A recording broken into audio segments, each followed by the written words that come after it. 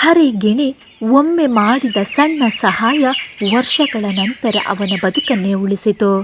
ಹೇಗೆ ಇರ್ಬೋದು ನೋಡೋಣ. ಕಾಡಿನಲ್ಲಿ ಬೆಳಗ್ಗೆ ಸೂರ್ಯನ ಕಿರಣಗಳು ನಿಧಾನವಾಗಿ ಮರಗಳ ನಡುವೆ ಇಣುಕಿ ನೋಡ್ತಾ ಇದ್ದ. ಎಲೆಗಳ ಮೇಲೆ ಮಂಜಿನ ಕಣಗಳು ಸಣ್ಣ ವಜ್ರಗಳಂತೆ ಮಿನುಗ್ತಾ ಇದ್ವು. ಆ ಆಲದ ಮರದ ದೊಡ್ಡ ಕೊಂಬೆಯಲ್ಲಿ ವಾಸಿಸ್ತಾ ಇದ್ದವರು ಗಿಣಿ ಹರಿ. ಹಸಿರು ರೆಕ್ಕೆಗಳು, ಕೆಂಪು ಕೊಕ್ಕು, ಮಿತಭಾಷಿ ಆದರೆ ದಯಾಳು. ಅವನ ಪಕ್ಕದ ಕೊಂಬೆಯಲ್ಲಿ ಕುಳಿತುಕೊಂಡಿದ್ದವಳು ಚುರುಕು ಬುದ್ಧಿವಂತೆಯಾಗಿದ್ದಂತಹ ಮೈನಾ. ಇವರಿಬ್ಬರು ಬಾಲ್ಯದಿಂದಲೇ ಸ್ನೇಹಿತರು, ಆದರೆ ಸ್ವಭಾವ ಮಾತ್ರ ಬೇರೆಯೇ. ಹರಿ ಮತ್ತೊಬ್ಬರಿಗೆ ಸಹಾಯ ಮಾಡಿದರೆ ಬದುಕು ಸುಲಭ ಅಂತ ನಂಬುವವನು. ಮೈನಾ ಹಕ್ಕಿ ಹೇಗೆ ಅಂದರೆ ಮೊದಲು ನಿನ್ನ ದೃಷ್ಟಿ ನೋಡಿ ನಂತರ ಇತರರು ಎನ್ನುವವಳು. ಆ ವರ್ಷದ ಬೇಸಿಗೆ ಭಾರಿ ಕಠಿಣವಾಗಿತ್ತು. ಕಾಡಿನ ಹಳ್ಳಗಳು ಒಣಗಿ ಹೋದವು, ನೆಲ ಆರಿ ಹೋಗಿತ್ತು. ಅನೇಕ ಹಕ್ಕಿಗಳು ದೂರದ ಕಡೆ ಆಹಾರ ಹುಡುಕಲು ಹೊರಟವು. ಒಂದು ಸಂಜೆ ಅವರು ಇಬ್ಬರು ಹಸಿವಿನಿಂದ ಕಂಗೆಟ್ಟಿದ್ರು. ಮರದ ಕೆಳಗಡೆ ಒಣ ಬೀಜಗಳು ಸ್ವಲ್ಪ ಮಾತ್ರ ಬಿದ್ದಿದ್ವು. ಇಡೀ ದಿನ ಹುಡುಕಿದ ಮೇಲೆ ಹರಿಗೆ ಸಿಕ್ಕಿದ್ದು ಮಾತ್ರ ಒಂದು ಸಣ್ಣ ಮೊಳಕೆ ಮತ್ತು 2 ಬೀಜಗಳು. ಅವನು ಮನಸ್ಸಿನಲ್ಲಿಯೇ ಯೋಚಿಸ್ತಾನೆ, ಇದು ನನಗೆ ಮಾತ್ರ ಸಾಕಾಗುವುದಿಲ್ಲ, ಆದರೆ ಹಂಚಿಕೊಂಡ್ರೆ ಕನಿಷ್ಠ ಬದುಕಿನ ಹಸಿವು ಕಡಿಮೆ ಆಗ್ಬೋದು. ಅಷ್ಟರಲ್ಲಿ ಮೈನಾ ಹಕ್ಕಿ ಅಲ್ಲಿಗೆ ಬರ್ತಾಳೆ. ಕಣ್ಣುಗಳಲ್ಲಿ ಬೇಸರ ಇತ್ತು. ಇಂದು ಏನೂ ಸಿಕ್ಕಿಲ್ಲ ಹರಿ. ನಿಜ ಹೇಳಬೇಕು ಅಂದರೆ ತುಂಬ ಹಸಿವು ಆಗ್ತಾ ಇದೆ.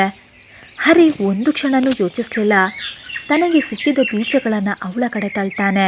ತಿನ್ನು, ನಿನಗೆ ಬೇಕಾದಷ್ಟು ತಿನ್ನು, ನಿಮಗೆ ಇದು ಸಾಕಾಗ್ಬೋದು ಏನೋ. ಮೈನಾ ಹಕ್ಕಿ ಅವನ ಮಾತಿಗೆ ಬೆಚ್ಚಿ ಬೀಳ್ತಾಳೆ. ನೀನೇನು ತಿಂತೀಯಾ? ಅವಳ ಮಾತಿಗೆ ಹರಿ ನಗ್ತಾನೆ.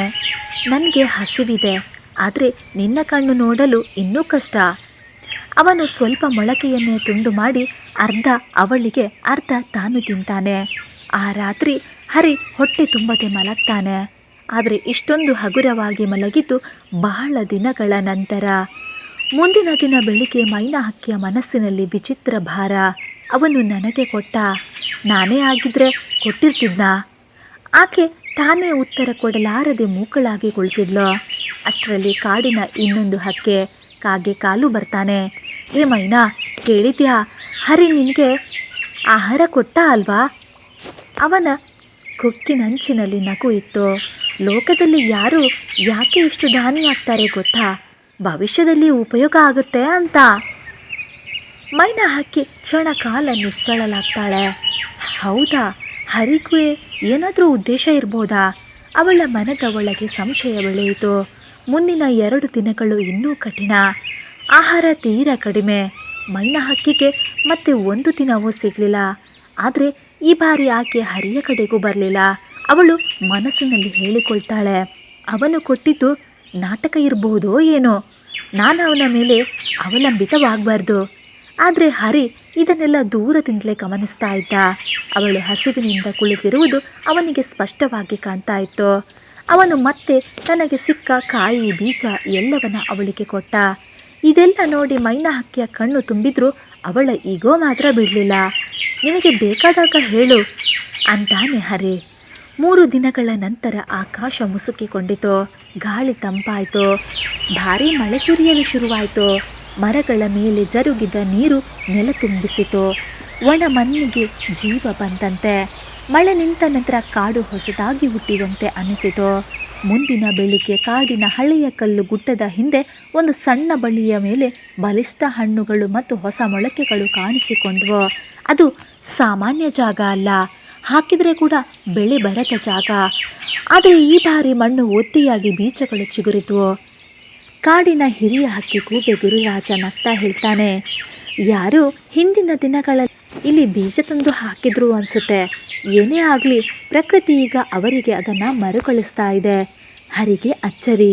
ಅವನು ನೆನಪಿಗೆ ತಂದ ಆ ದಿನ ಮೈನಾ ಹಕ್ಕಿಗೆ ಕೊಡುವಾಗ ಬೀಜದ ಒಂದು ಭಾಗ ಕೈಯಿಂದ ಕೆಳಗೆ ಬಿದ್ದಿತ್ತು. ಇಂದೀಗ ಅದೇ ಬೀಜ ಕಾಡಿಗೆ ಊಟ ನೀಡುವಂತೆ ಕಾಳುಗಳನ್ನು ಚೆಲ್ಲಿತ್ತು.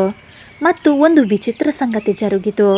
ಮರದ ಮೇಲೆ ಕೆಲವೊಂದು ಹಣ್ಣುಗಳು ಬೇರೆ ಎಲ್ಲರಿಗಿಂತ ಹೆಚ್ಚಾಗಿ ಹರಿಯ ಕೊಂಬೆ ಕಡೆ ಬಿತ್ತುಕೊಂಡಿದ್ವು. ಹಕ್ಕಿಗಳಿಗೆ ಆಶ್ಚರ್ಯ.